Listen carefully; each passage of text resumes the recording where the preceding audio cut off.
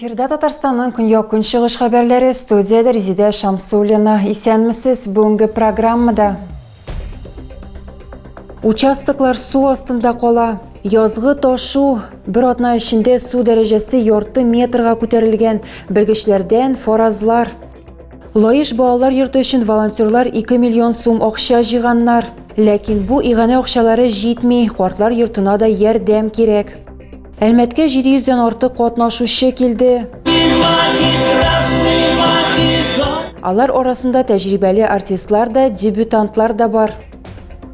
Быел кар катламының калынлыгы нормадан 2 тапкырга калынрак булуы сәбәпле кисәк су төшү куркынычы бар. Язгы ташкыннар белән дә хәл киеренке булырга мөмкин, чөнки һава торышы җылынып, кар актив эрегән очракта елгалар шактый тулып су басу куркынычы туачак. Ознакай районында язгы ташуга һәм гадәттән тыш хәлләргә каршы чаралар буенча җитди эш башланды. Авыл җирлекләрендә, торак пунктларында саклану һәм оештыру чаралары алып барыла. Бу аларда су җибәрү җиһазлары, күпер тирәләре тәртипкә китерелә, турбалар чистартыла. Безнең инде һәрбер көнне 3 пост бар. Шушы Ак елгасының күтәрелү уровенен күздә тоталар. Һәм инде контрольда.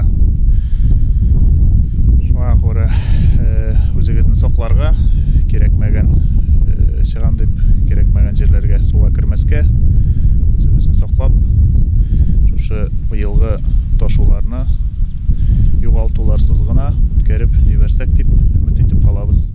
Җәйлеп аккан Ык елгасы аша Башкортстан ягына чыга торган Тымытык күперен су басу һәр яз сайын юлны үзә. Быел да ташу аркасында күпер ябылды һәм аның аша йөрү туктатылды. Бүгенге көндә күреп торасыз, Ык елгасы уже күпер өстеннән ага башлады. Шуның өчен без күперне ябырга дигән карарга килдек. Монда чыпылар булмасын өчен бу күпердә күпер МЧС белән дә тикшерелеп тора, һәр көндә отчет биреп торабыз. Күрелгән чаралар аша тиешле контроль булдыру, гадәттән тыш хәлләрне кисәтүнең нигезе булып тора. Әлмәттә дә язгы ташу хәзер иң актуаль темаларның берсе. Сулыкларга якын булган йортларны су баса башлаган инде.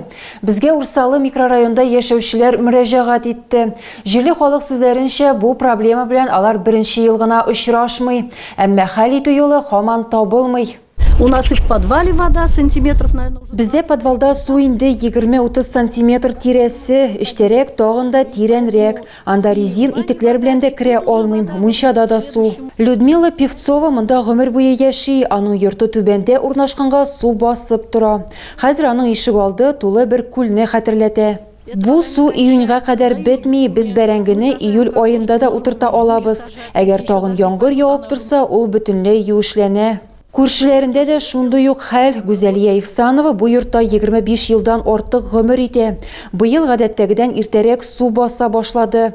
Гадәттә су май-июнь урталарына кадәр тора ди ул. Каждый год приезжает. Ел сайын киләләр, бу сорауны хәл итербез диләр, әмма берни дә үзгәрми. Без ел сайын йөзәбез, батабыз һәм су бер кая да китми. Анатолий монда 68 елдан бирле яши. Аның сүзләре буенча проблемалар якынча 13 ел элек башланган. Элек су Зәй елгасына китә торган булган, әмма яңа йортлар төзелгәч, су агызып җибәрү канауларын күмеп куялар һәм су китә алмый. Проблеманы траншеялар казып хәл итеп була ди Ират. Эзләү коткару посты начальнигы Фәсхетдин Сыраев фикеренчә, локаль су басулардан качып булмый, чөнки Дала Зәе көньяк-көнчыгыштагы бердән-бер су артериясе. Бу хәлне җаваплы хезмәтләр контрольдә тота. Сулыклар янында яшәүчеләргә су басуга алдан әзерләнергә киңәш итәләр. Предпринять меры. Үз уңышларыгызны саклап калу өчен чаралар күрергә кирәк, коры урыннарга күтәреп куярга. Шулай ук кирәкле документларны бер урынга җыеп куярга мөмкин. Коры киемнәр, ниндидер күләмдә азык-төлек, буларны алдан хәстәрләргә кирәк. 7 апрельдә әлмәтлеләр тонометрларының төгәллеген тикшерә алачак. Росстандарт ел сайын ышанып эш ит, сәламәт бул дигән Россия күләм социаль акциясын уздыра. Бу көнне белгечләр халык арасында кан басымын үлчәү өчен кулланыла торган көнкүреш тонометрларында чыга торган параметрларны тикшерү буенча гражданнарны кабул итәчәк. Җиһазларны тикшерүдән соң метрологлар тонометр күрсәткечләре турында нәтиҗә генә түгел, төзексезлекне бетерү буенча киңәшләр дә бирәчәк. Белгечләр якшәмбе көнне иртәнге сәгать 9-дан кичке 5-кә кадәр Герцен урамы 86-нчы йорт адресы буенча эшләячәк. Хуҗалыкларда язгы кыр эшләренә әзерлек тәмамланды. Районда техника тикшерелде, аның торышын Авыл хуҗалыгы министрлыгы, җирле дәүләт техник күзәтчелеге, Авыл хуҗалыгы һәм азык-төлек идарәсе вәкилләре тикшерде. Тикшерү барышында Авыл хуҗалыгы техникасының торышына, ремонт сыйфатына, документацияга, хезмәтне саклау мәсьәләләренә һәм куркынычсызлык техникасына аерым игътибар бирделәр. Бүгенге көндә Авыл хуҗалыгы техникасының әзерлеге 97%, трактор һәм культиваторлар үз сәгатьләрен көтәләр. Төп проблема кадрлар кытлыгы, механизаторлар, сыер савучылар, терлекчеләр җитми. Язгы кыр эшләрен башлау бу атна ахырына планлаштырылган. Зәйдә республикада беренчеләрдән булып язгы кыр эшләре башланды. Һәр елдагыча басуларда җир кипкәнне көтмичә авыл хуҗалыгы хезмәтчәннәре күп еллык үләннәрне тукландыру эшенә керештеләр. Көннең икенче яртысында Барс үз йөрешле агрегаты кырга чыкты. Бисмиллаһир-рахманир-рахим.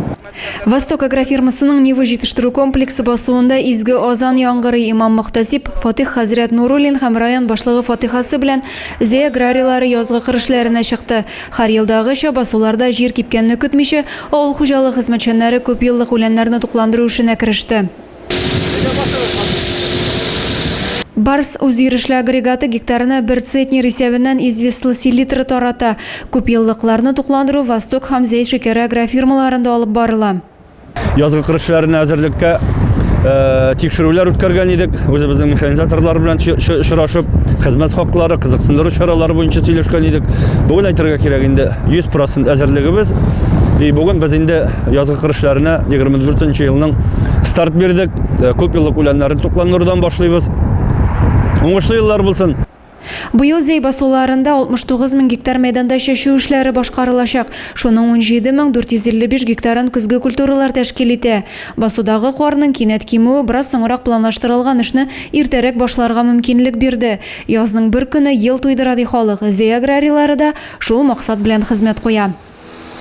Адилә Бурханова, Максим Майоров, Александр Тимофеев, Татарстан яңалыклары, Зәй районы.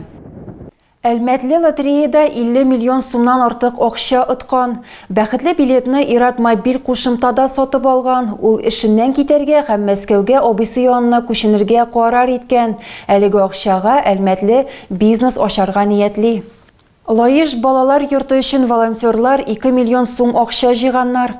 Инициатив төркемдә Әлмәт һәм Татарстанның башка шәһәрләреннән эш куарлар. Алар балалар учреждениесендә булалар һәм анда тәрбияләнүчеләрнең нинди шартларда юынуларыннан шаккаталар. Балалар совет чорында төзелгән, бер тапкырда ремонтланмаган мунчада юыналар. Волонтерларны Минзәлә картлар йорты да битараф калдырмый. Баня, которая построена в 50-х годах, и ни разу не было капитального ремонта. И самое интересное, топим баню дровами. Центр города Лаиша топим дровами. Бу Лаеш балалар йорты мунчасы җитәкче ярдәм сорап мөрәҗәгать итте. Монда 50нче еллардан бирле ремонт булмаган. Зур инициатив төркемнән торган команда битараф калмый. Алар урынга барып эшләрнең масштабын бәялиләр һәм хәйрия җыены игълан итәләр. Бүгенге көндә эшләр башланган. В Лаишском доме, значит, у нас... Лаеш балалар йортында без җылы идәннәр җәйдек, диварларны тышладык, эшләр дәвам итә. Бу Минзәлә картлар йорты, аңа 35 ел, хәзерге вакытта монда 60-ка якын өлкән яшьтәге кеше яши. Инициатив төркем яңа җиһазлар сатып алу һәм урнаштыруны үз өстенә ала. Бу эшләрнең барысы да иганәләр ярдәмендә башкарыла. Инициатив төркем 2 миллион сумнан артык акча җыйган, ләкин бу әле җитәрлек түгел.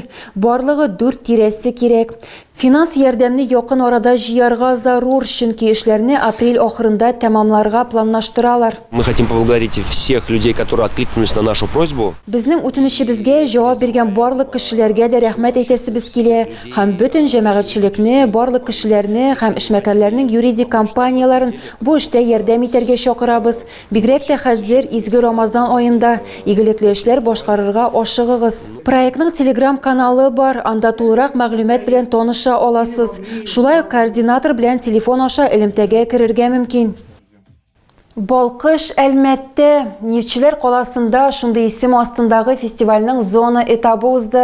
Анда республиканың көньяк-көнчыгышындагы 8 районнан үзешчән иҗат коллективлары килде. Катнашучылар арасында тәҗрибәле артистлар да, конкурсның дебютантлары да бар. Фестиваль 2 елга бер тапкыр үткәрелә. Быел ул Бөек Ватан сугышында җиңүгә 80 ел тулуга багышланды.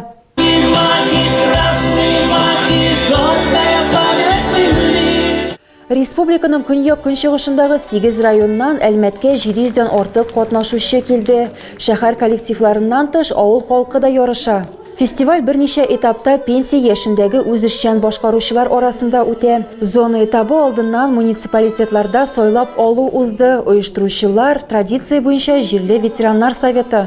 Балкыш фестиваленең зона этабы Әлмәттә 3нче тапкыр уза. Жюри фикеренчә, иң яхшы иҗат коллективлары Казанда гала концертта чыгыш ясаячак.